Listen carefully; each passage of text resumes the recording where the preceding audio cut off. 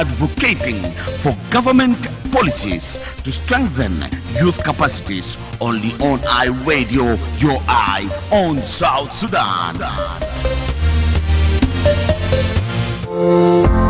هل انت وبتفتش عن برنامج تعليمي؟ زون 72 برنامج خاص لك انت، بيتم فيه مناقشة كتير من المواضيع المخصة، وفيه انت ممكن كمان تعبر عن رأيك وتتواصل مع شباب بنفس تفكيرك. زون 72 بيجيكم في كل يوم السبت من الساعة 4 مساء للساعة 5 مساء على الهواء وعلى الإنترنت، فقط على أي راديو. عينك على جنوب السودان. Good evening, listener of iRadio, and welcome to Zone 72 Youth Program, which come to you every Saturday from 4 to 5 p.m. I am your host, Madrama James, sitting in for that's my colleague Baria Johnson. And with me in the studio is our sign language interpreter, Grace Anoviko, making Zone 72 an inclusive radio program. Zone 72 highlights the rights and choices for all adolescents and youth, and it also emphasizes on the three-pillared global strategy for adolescents and youth, putting young people at the center of sustainable development. Zone 72 Youth Program is in collaboration with South Sudan Ministry of Youth, South Sudan Nurses and Midwives Association, Shabab Le Shabab, Canadian Association of Midwives, and UNFPA. Zone 72 is made possible with support from Global Affairs Canada. To comment on today's program, you will be calling us on studio line 0911-022-986-986, and for text message, you can text on 0913-986-986. You can also stream this broadcast live by logging to our website at www.iradio.org. On our Facebook, that's iRadio. If at all you have a question about adolescent health, and send for us an email on youthzone72@gmail.com, or call 0922 009 497. The hotlines GBV 623, adolescent health immediate, that's 885. Today we are talking about hepatitis. As we all know, hepatitis is preventable through vaccination and treatable at an earlier stage, but it could be a life-threatening if not prevented or treated on time. To help us understand more, I'm joined by esteemed guest, Dr. Ambrose Anthony, who is a medical doctor by profession working with the Ministry of Health.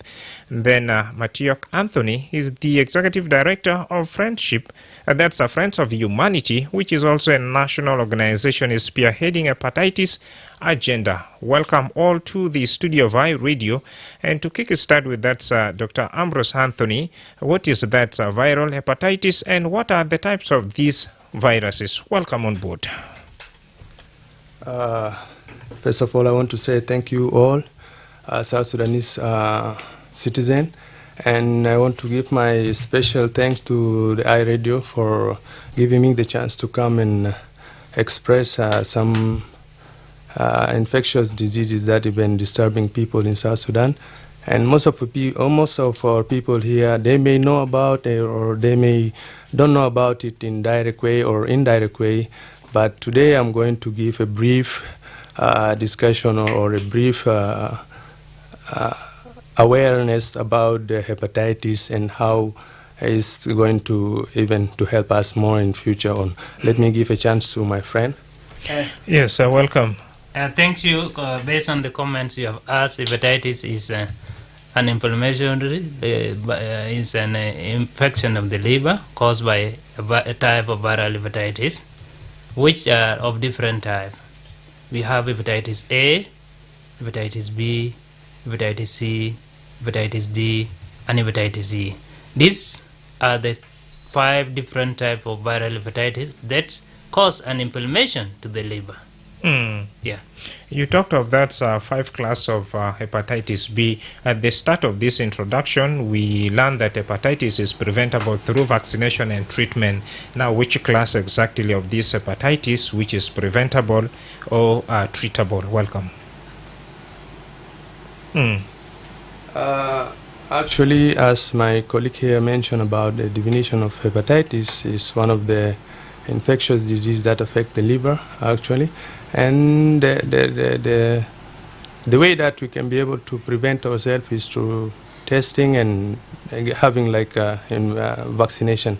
So the main vaccinated type of hepatitis are two that we are even giving as a Minister of Health here, hepatitis B and hepatitis A. Those are the two that we are giving a vaccine for them. A vaccine for them. Yeah. And then to also help our audience understand, like, how would someone know that he or she is having hepatitis? What are some of the common signs, for example, in a person as we move forward? Okay, thank you. For sure, hepatitis have different signs and symptoms. Actually, as we know that it's a disease of liver, mainly it's like a silent killer. So nobody will know the sign until you start develop like some changes in your body. One of them is like you will develop fever or fatigue, like your body will be like weak. And then there is some changes in your eyes. It will be like deep yellow in color. And if you urinate, sometimes you will see like your urine is like a little bit so dark, not that yellow, but deeply yellowish in color. And you may have some abdominal pain and diarrhea and fever, as I mentioned before. Those are the main symptoms that even come with hepatitis. Thank you. To comment also on the doctor is, yes, indeed, hepatitis is a silent killer. It is a silent killer in the sense that it rarely shows the sign at an earlier stage. By the time the sign appears, it becomes too late. So, and its signs are not different from the other diseases. So, where you will have abdominal pains, you have a loss of appetite, you have fatigue, which are also very common than with the other common diseases. So, this doesn't differentiate hepatitis from the other common disease. The best way for you to know is when you have gone for a testing. You screen yourself from hepatitis. That is when you will now differentiate that, oh, I'm either negative or I'm positive for hepatitis. And this is where you will be in position to understand, oh, it was not hepatitis that I'm suffering from. It wasn't a typhoid that I was suffering from. It was, and because it doesn't have differentiation from the common disease that we are, the communicable disease that we have in the country. So this make it become difficult to find it at the earlier stage. Yes. Single question to both of you. How is this viral hepatitis transmitted among people? Okay. As we are talking about the main communicable disease that is going to be like our topic of today, which is hepatitis. It's a viral, as we know. It's just like a simple other virus. It can be transmitted through, like, for example, if you don't have a hepatitis and you will just acquire it from other people when you're practicing unprotected sex, for example, sex, and when some people are sharing some needles in different way, maybe some are using it for good purposes or for other bad things like drugs or something like this, you can be able to acquire hepatitis through that. And also hepatitis can be able to transmit it through body fluids. You don't know, these young people for South Sudan here, they are taking alcohol. Some of them, they can just vomit. You don't know. Maybe you will think like they vomit, this is alcohol, normal alcohol, but maybe they are acquiring this virus. If you be contacted with that vomiting, you will be having hepatitis also.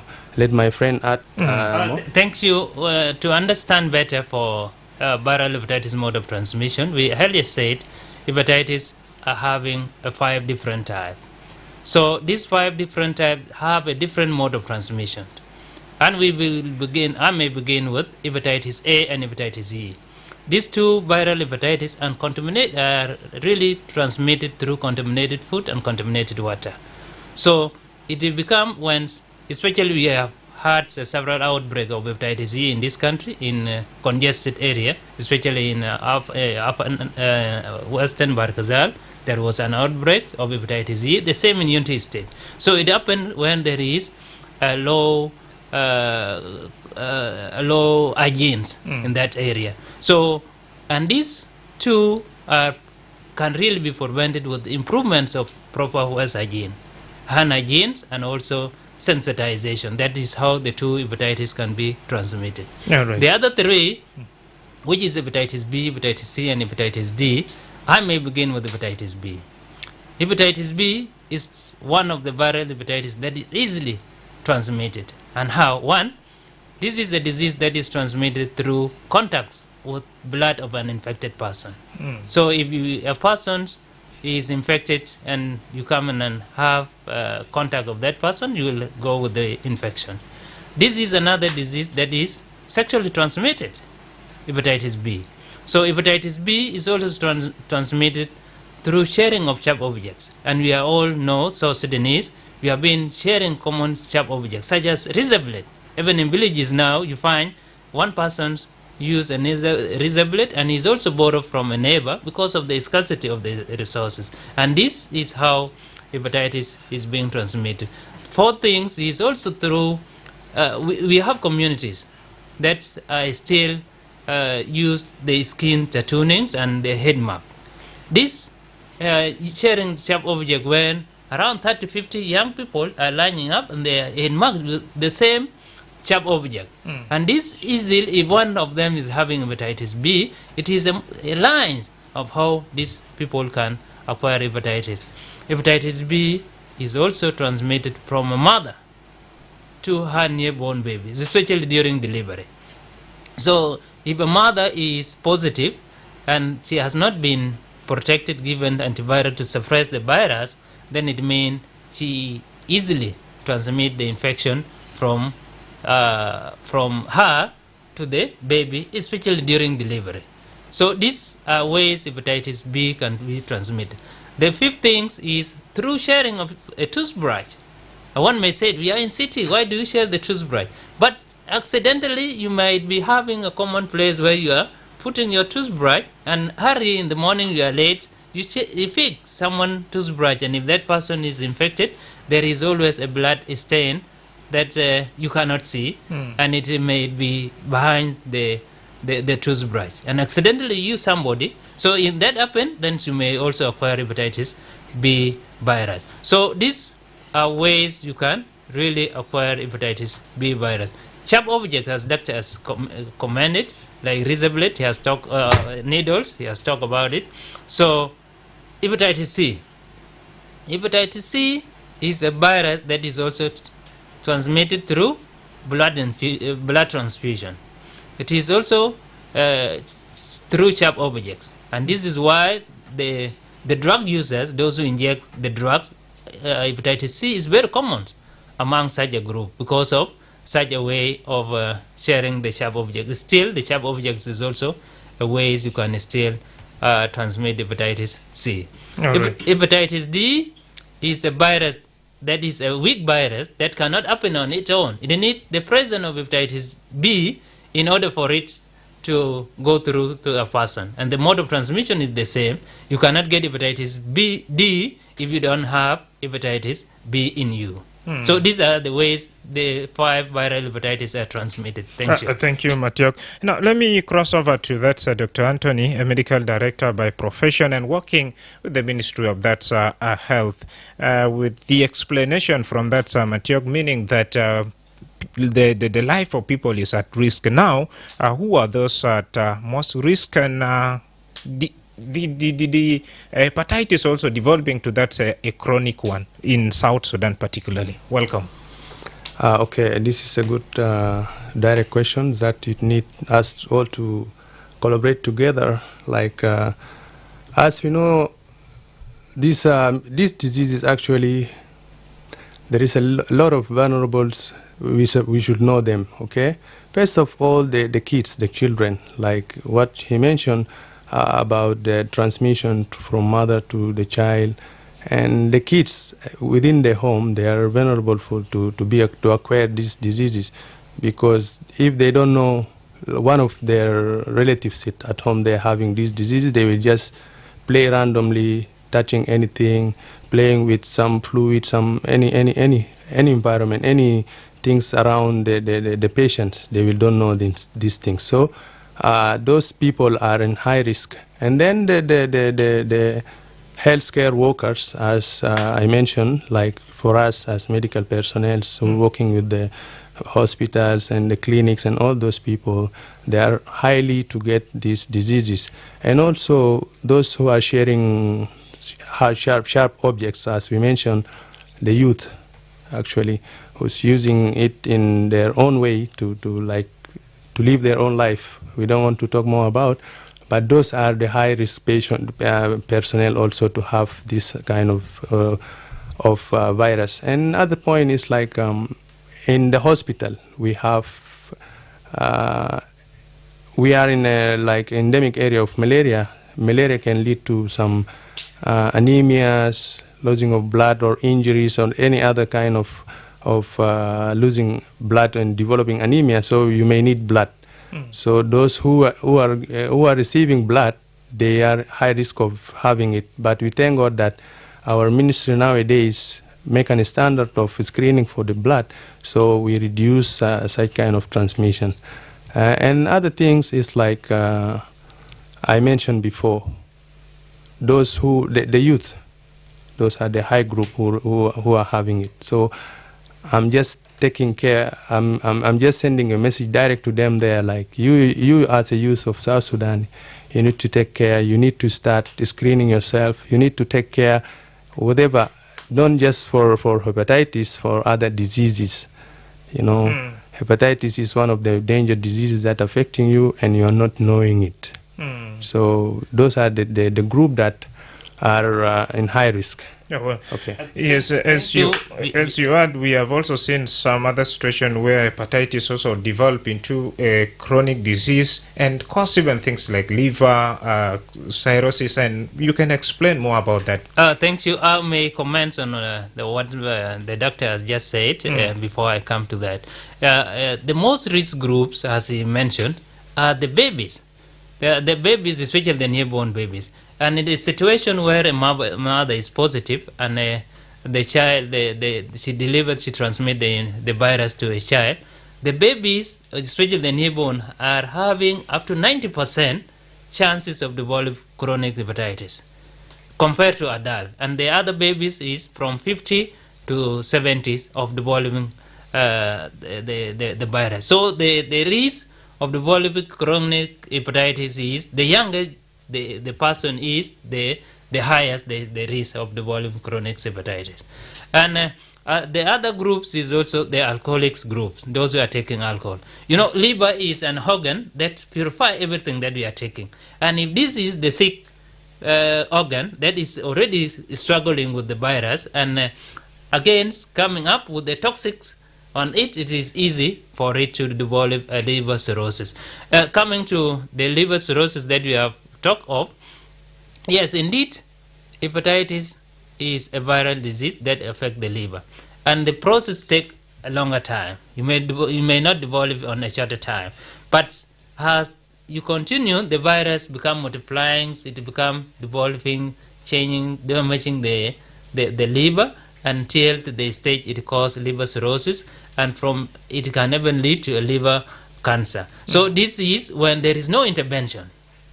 And the intervention means if it is earlier detected and the viral load is low, you will be monitored by a doctor, a specialist who will be monitoring your liver. If there is any change of a liver virus trying to increase up, then there are medications that are given in order to prevent the progression of the liver to liver diseases. So this is what I could comment on that. Thank you. Before we shift our focus to the prevention of hepatitis, now according to research available, out of these 5 classes of hepatitis in South Sudan, which one is the most leading and why? Welcome. Thank you. Hepatitis B in South Sudan, I've already talked about the mode of transmission and why it is so common in the country. And hepatitis B is very common in our country because of the context, because of the easier ways I mentioned mode of transmission. We are a country that have been in war for a longer time. We are a country that is still used our normal ways of life. And remember, in the villages, when we were young, needles can be shared among people. It is injected and shared because there were limited resources. So the community who were giving the needle doesn't want to lose the needle in the name that it can reduce the infection, transmit the infection. But the perception was that this needle can be utilized tomorrow if there is a drug that needs to be injected and there is no needle. So these are the factors that have made hepatitis B to be more common in our country. And the current research that is already the hepatitis B, a report published by a global report, is in South Sudan we have 9.9 for hepatitis B, and we have 9.1 for hepatitis C. So it means the prevalence are very high commonly for that purpose.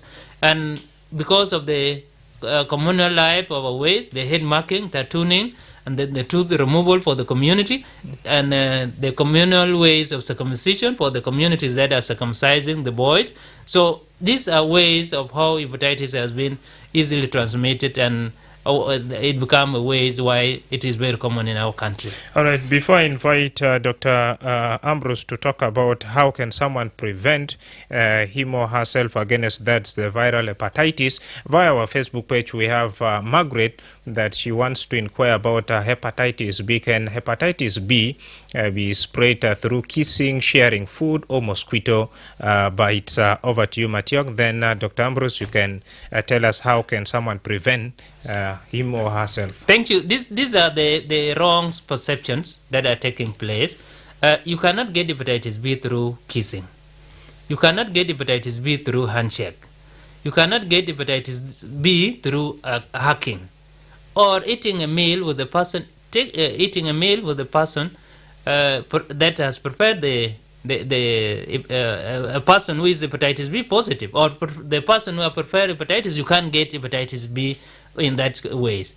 The only way you can get hepatitis, even through sweat, even breast milk, the child will never get hepatitis B from breast milk, or through sweat, or urine, or tears. You don't get hepatitis B in that way. The only way you get hepatitis B is from a mother to child during delivery, from sexual intercourse, having sexual intercourse with a person who is hepatitis B positive, and also in contact, come in contact with the blood of an infected person.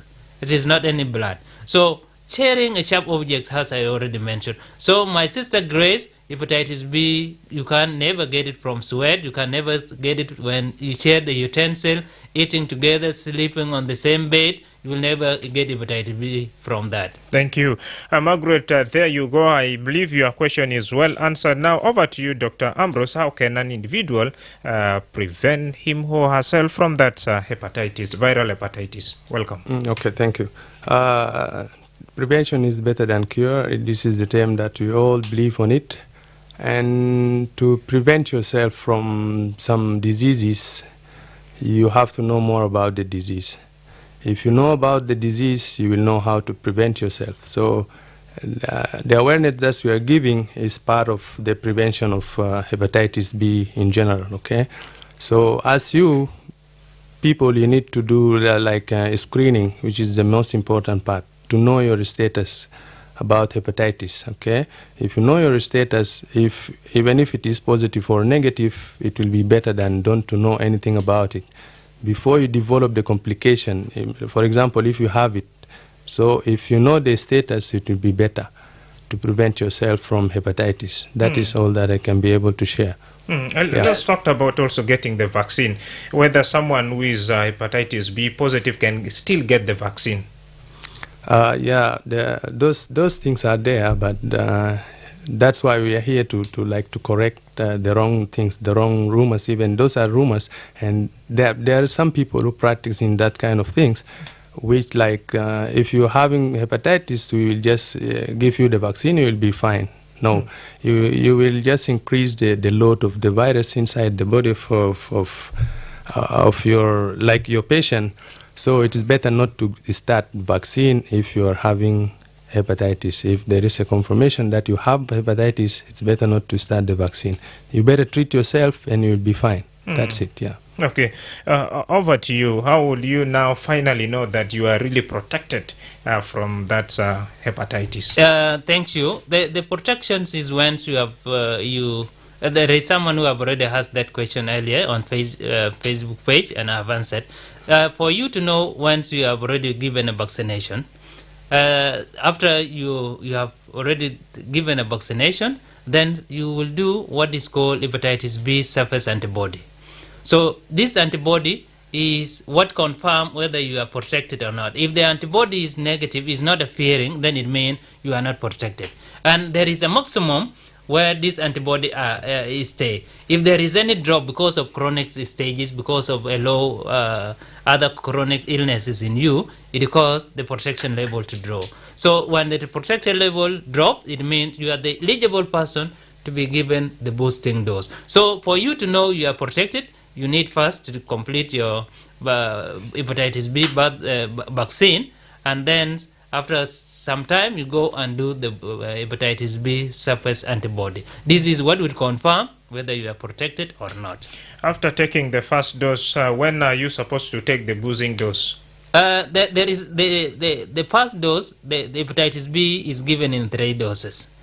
You are to give at the 0 start, which is the 0 month, and then you come after 1 month, then after 4 months. This will give a complete vaccination. So the complete vaccination, if you have a person who is hepatitis B positive at home, then you can go up to 2 months, and then you go and check for hepatitis B surface antibody to confirm whether you were infected or not. Because at the time you might be tested negative, and the incubation period of the disease is still, it is just very few days from the day you went for a test. That will show a negative result. So by the time you go and have the vaccination, the vaccination may happen that you are not protected, and the hepatitis B surface antibody will confirm to you that there is no antibody that has already been formed. What is there in you? You are already infected by hepatitis B surface antigen. So this is how you do it.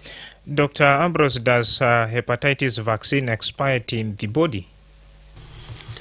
There is a research that went through this, and they found that hepatitis vaccine is not going to expire. It is for life. But some people, they need to booster it every years, like 5 years, 10 years, you need to booster it. Because if you leave it, maybe the immune system and the antigen in your body will drop a little bit. So you need to booster it every years, like 5 to 10 years. But the expired date of the hepatitis inside your body is not there.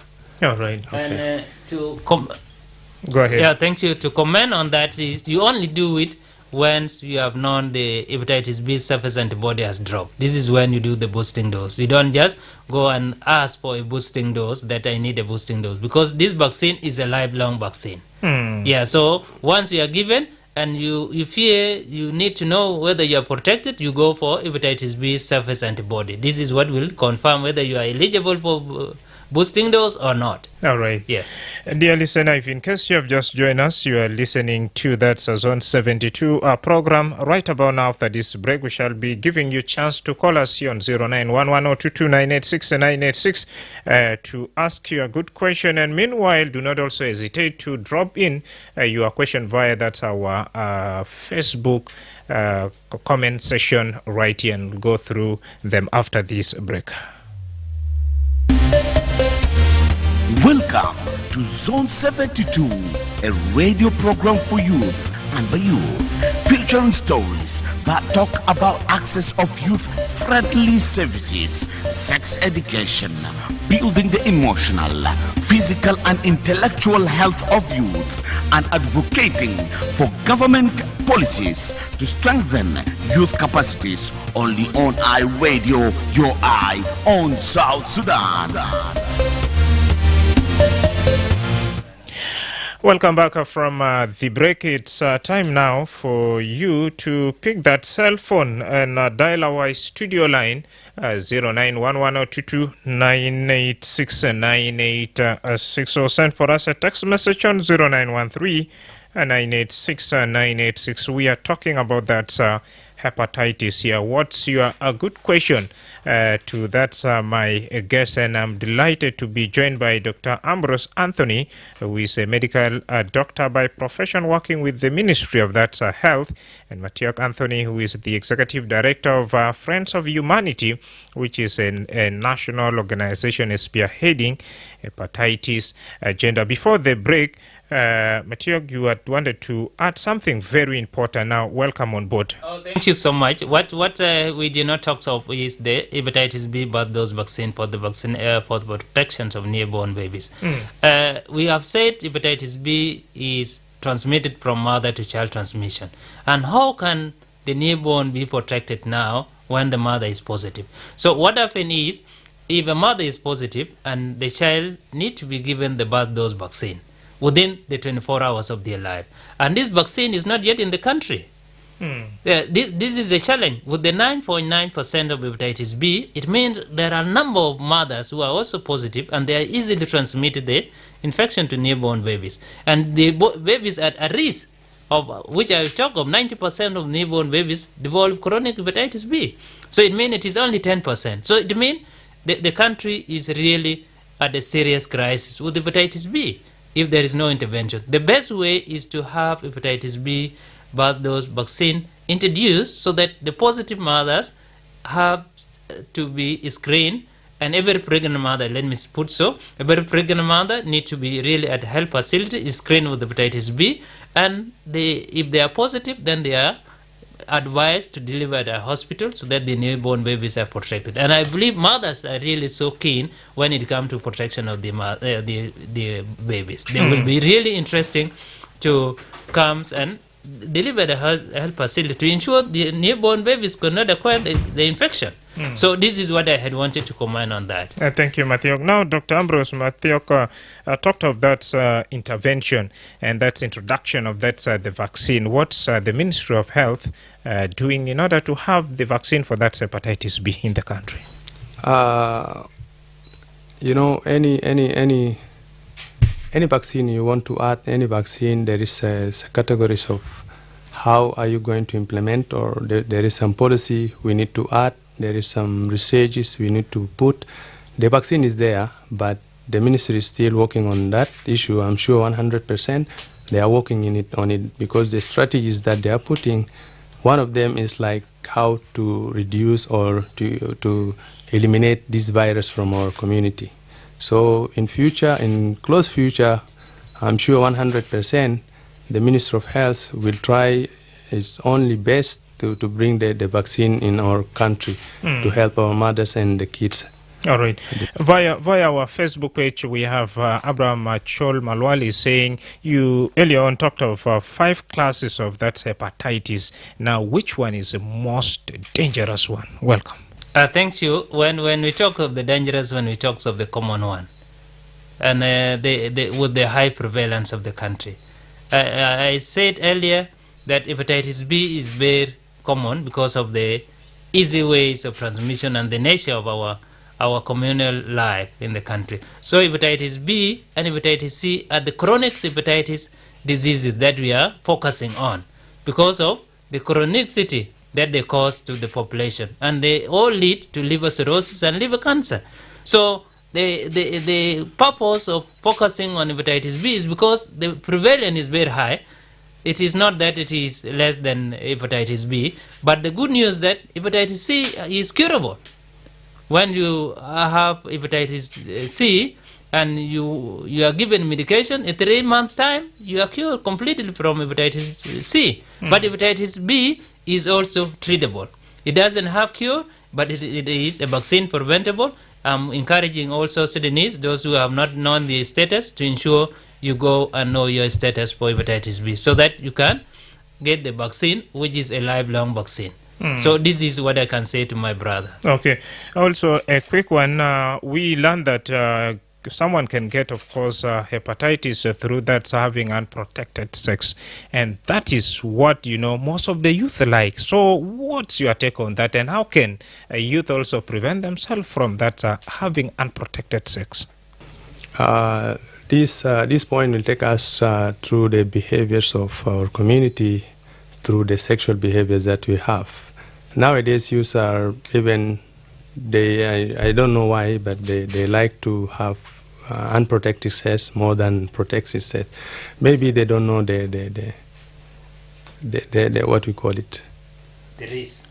The risk, yeah. They don't know the risk and the threat that they are facing, but to protect yourself from the whole sexual transmitted diseases, it is better for you to use the normal condoms that we are using. A normal condom is available in any shop, in any pharmacies, and in any medical, health facility in South Sudan nowadays. So, to prevent yourself or to reduce the frequency of getting hepatitis through sexual intercourse, it is better to use condom. There is nothing, yeah. Okay. But, talking about using condom, these also cultures come in. Some of the ladies will say, if a boyfriend is using condom, meaning that she's not trusted or prostitute. And others are saying also using condom, they don't really enjoy. What's your take on this? Yeah, indeed, that is a common challenge, but it is because our people are not aware about the danger imposed by the hepatitis B. So the limited or the low knowledge on the common sexual transmitted infection are contributing to this the question that the girlfriend may doubt and also not being trusted. But the simple way is also, if you are going for a sexual intercourse, I would advise go for a screening, know your status. Let your spouse, not only on hepatitis B, even HIV, STI, syphilis, and the other common sexual transmitted infection, so that when you go, you are quite sure you are not going to get the infection. But is that the only one? What of unwanted pregnancy? So the use of condom is not only protecting you from STIs or HIV, hepatitis B, and sexual transmitted, but it's also protecting you from unwanted pregnancy. You are not ready. So should you go for something because you want to have the enjoyment and you end up getting a result that you have not prepared for it? So this is what I can say to my fellow South Sudanese. All right, 22 minutes to the top of the hour. And via our Facebook page as well, we have Stephen Abui Benti that he would like you people to educate him more about a specific type of that's hepatitis B that can be transmitted through sweat or handshake. I already rule out that it is because he might have come just join us. But I said hepatitis B or any of the hepatitis, you cannot get it from sweat.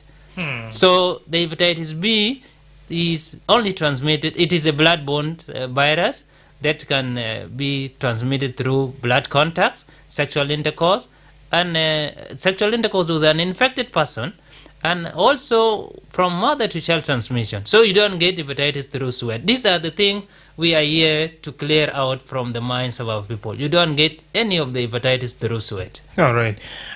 Margaret, once again on our Facebook page, that what role should the government play in eliminating that hepatitis B? I direct that question to that Dr. Ambrose.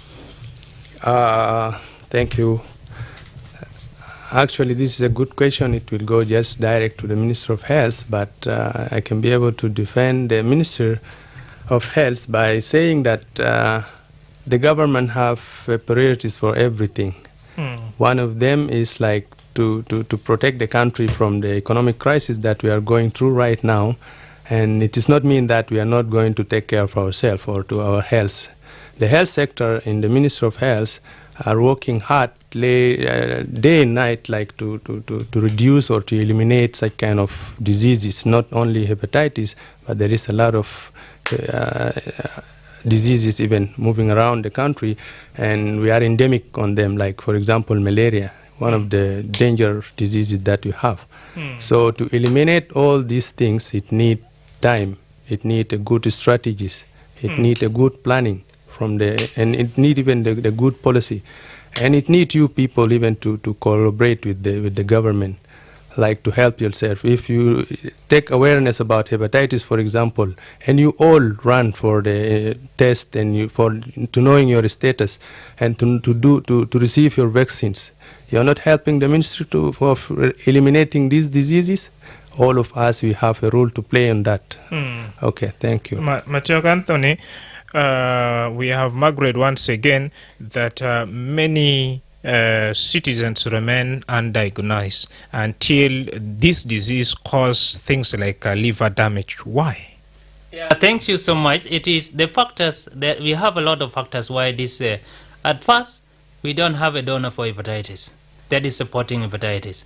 So this has ended, and we know also Sweden knows the Ministry of Health is having the least allocation from the national government, which doesn't cater hepatitis in any, because what could not cover the other priorities that. So hepatitis is really becomes a challenge, and Friends of Humanity has been fighting, and we have come up with an initiative called $2 fundraising initiative, which we want every South Sudanese or whoever is in the country to donate that amount, a one-time donation for hepatitis, because there is no donor globally and the government is facing a lot of challenges, we are all aware, and we want South Sudanese to really own this, set up hepatitis treatment center.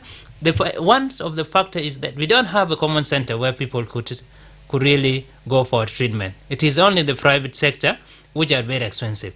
So the $2 fundraising initiative initiated by Friends of Humanity is to ensure we have hepatitis treatment center established within Juba Teaching Hospital. And this, we shall have the drugs available. The physician, the doctors are already available in the Juba Teaching Hospital.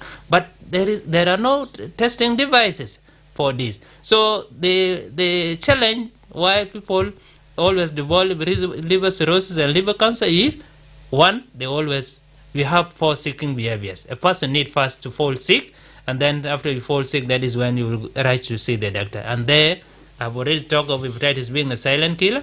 It always manifests the symptom when it is too late. So this is why people develop liver cirrhosis and liver cancer, because they always come late when the medication or the treatment may not have any help to them anymore.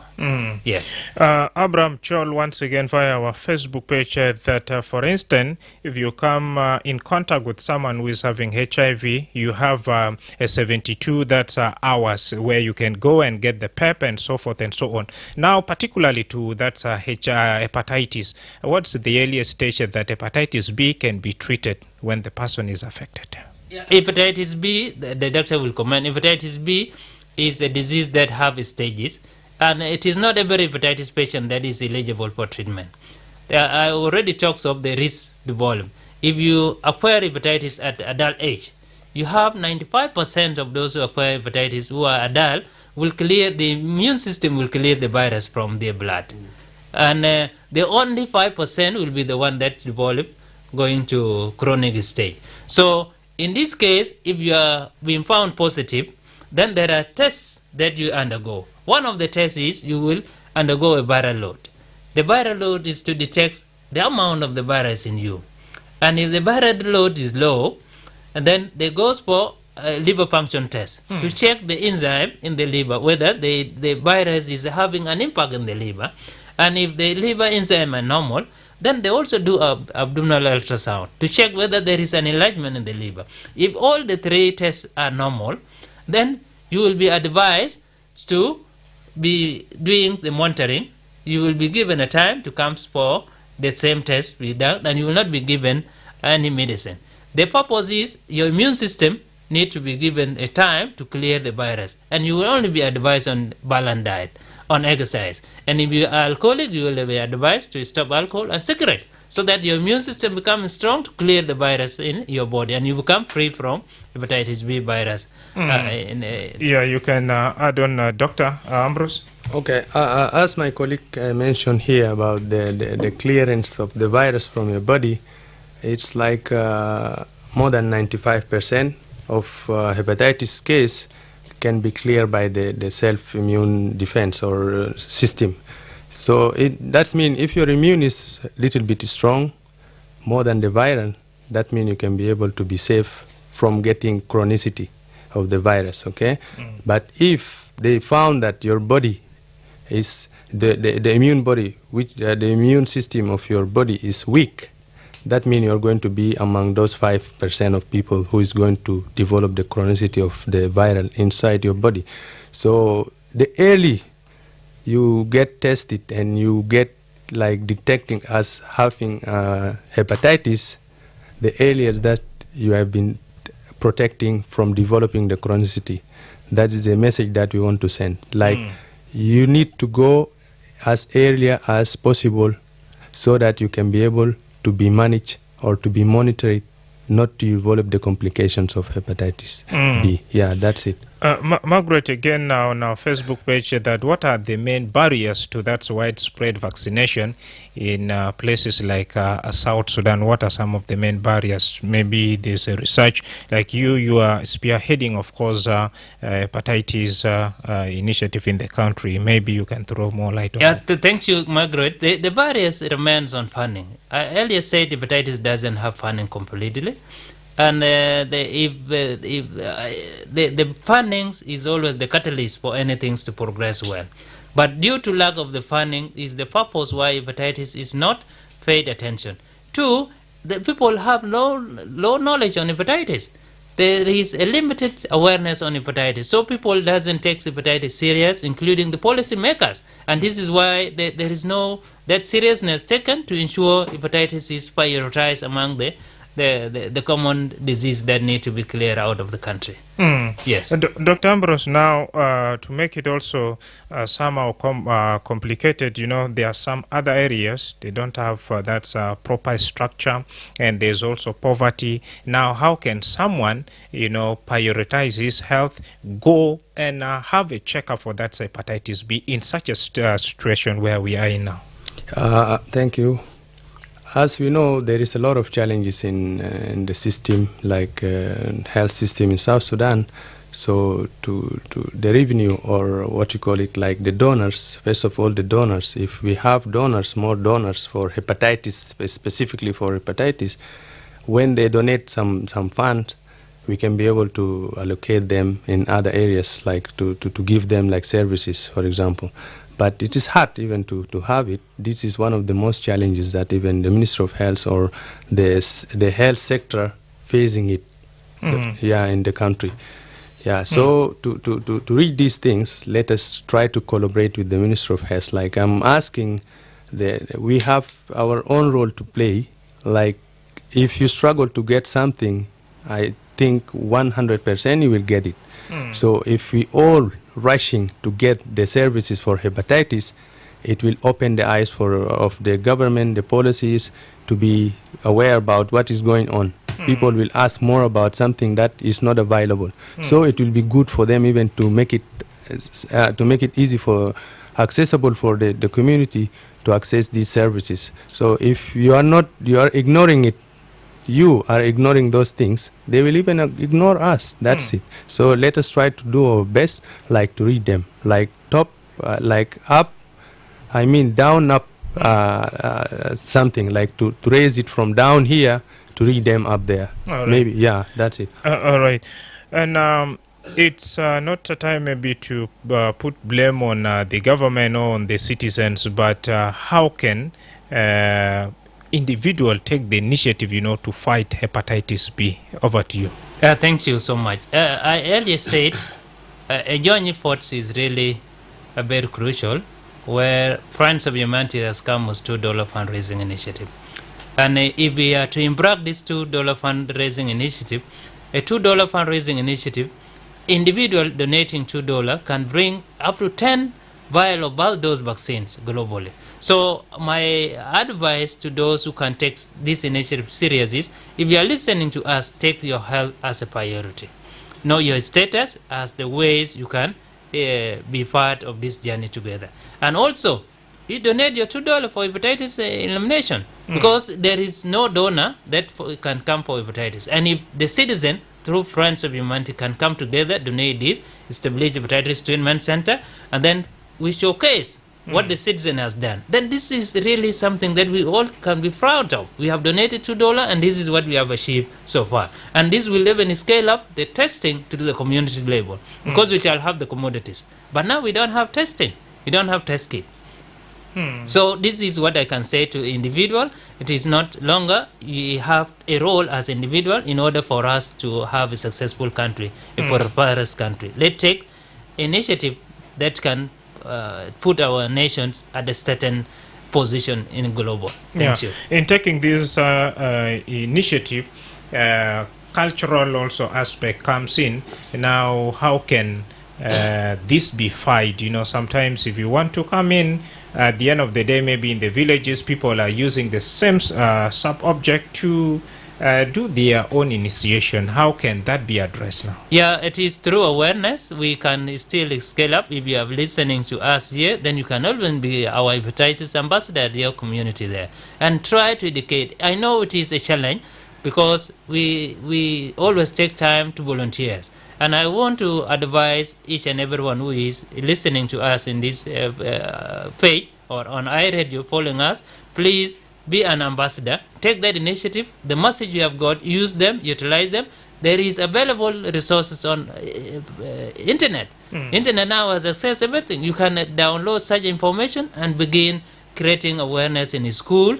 If you are a teacher, use this as a chance to also educate the learners. These learners will pick the interest. And if a school can begin putting questions on hepatitis, everybody will be gambling to know more about hepatitis. And this is how awareness will really scale up. Because a child taught by a teacher will pick the interest, the message very clearly, and take it back to the parent. Thank you.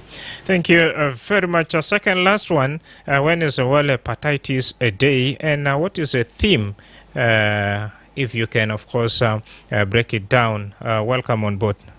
Thank you so much. World Hepatitis Day is on 28 July, which it is observed yearly on 28 July to raise awareness on viral hepatitis. And viral hepatitis, we have already said, it is an inflammation of liver that causes severe liver diseases and liver cancer. The theme of this year is hepatitis. Let's break it down.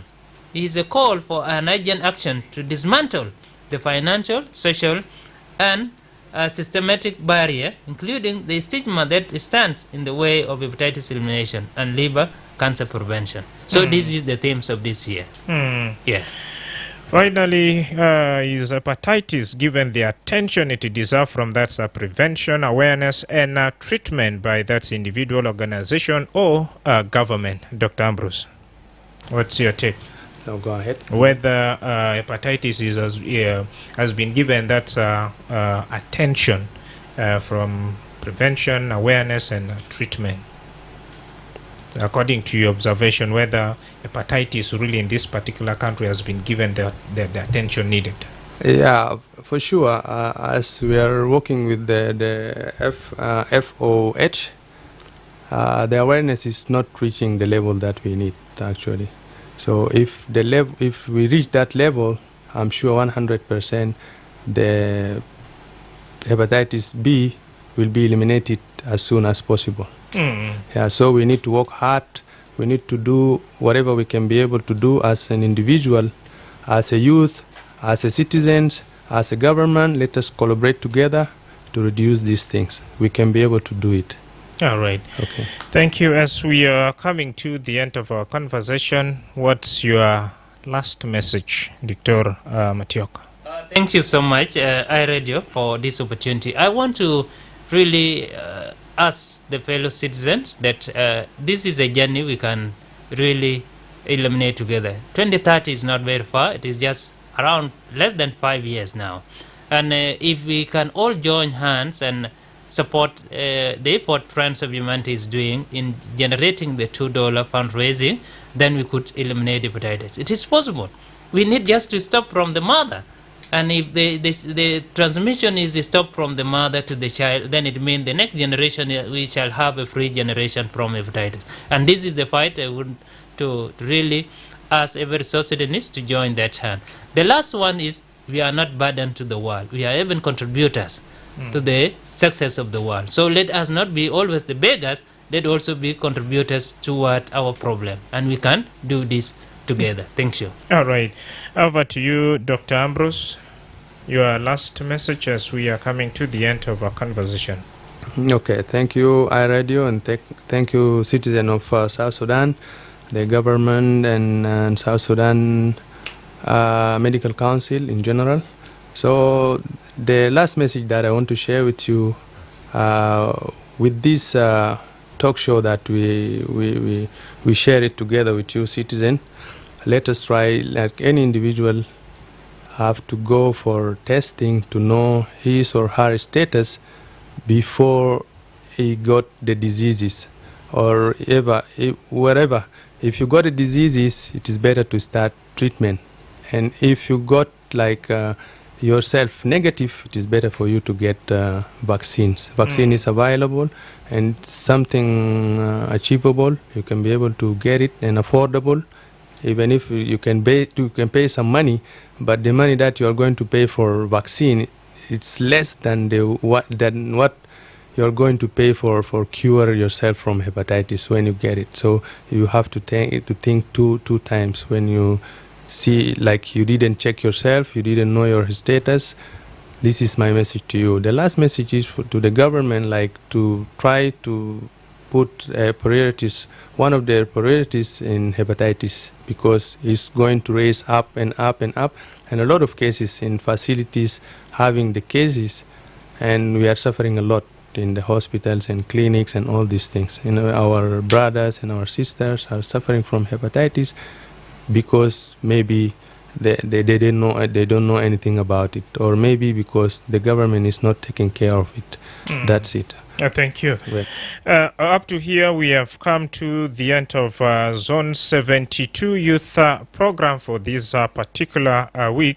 And remember, Zone 72 Youth Program is in collaboration with the South Sudan Ministry of Health, South Sudan Nurses and Midwife Association, Shabab Le Shabab, Canadian Association of Midwife, and UNFPA.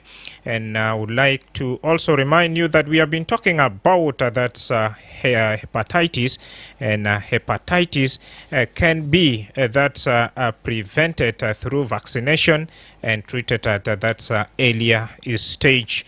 Thank you so much for asking those good questions, and I would like also to thank that Grace Hanoviku for making Zone 72 an inclusive radio program. I've been your host, Madrama James, sitting in for that's my colleague, Baria Johnson. Do have really a lovely weekend. هل تشاب وبتفتش عن برنامج تعليمي زون 72